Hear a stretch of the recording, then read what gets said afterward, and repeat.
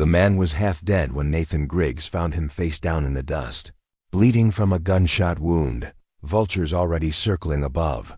Nathan didn't ask questions. In the West, you didn't need a reason to help someone clinging to life.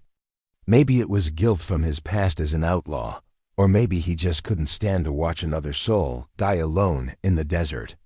He stitched him up, fed him, gave him his last drop of whiskey.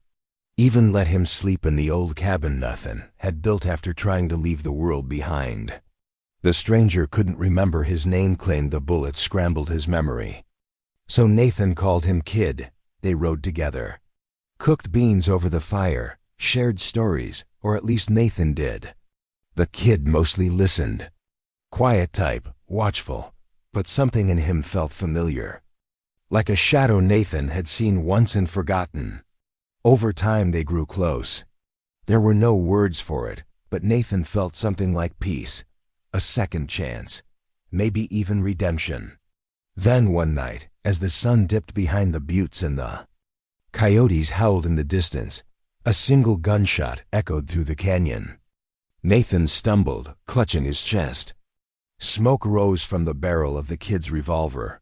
Blood poured through Nathan's fingers. He collapsed, eyes wide, staring up at the boy he'd fed, protected, saved. Why? He choked out the word. Catching like gravel in his throat, the Kid's hand trembled. From his coat pocket, he pulled a tattered wanted poster. Nathan's face stared back 10 years younger, meaner, with a bounty underlined in red ink. "You killed my father," the Kid whispered, eyes brimming, "in Abilene. You and your gang shot him during a stagecoach robbery. I didn't remember. Until now." Nathan looked down at the poster, then back up at the boy he'd come to care for. A weak smile formed on his cracked lips. "I didn't save you," Nathan breathed. "I saved myself." And with that he let go.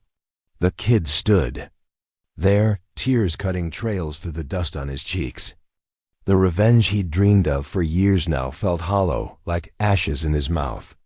Nathan had become more of a father than the one he'd lost, but justice, once claimed, could not be undone. And as the wind swept across the canyon, the boy realized he hadn't just killed a man, he'd killed the only piece of peace he'd ever known.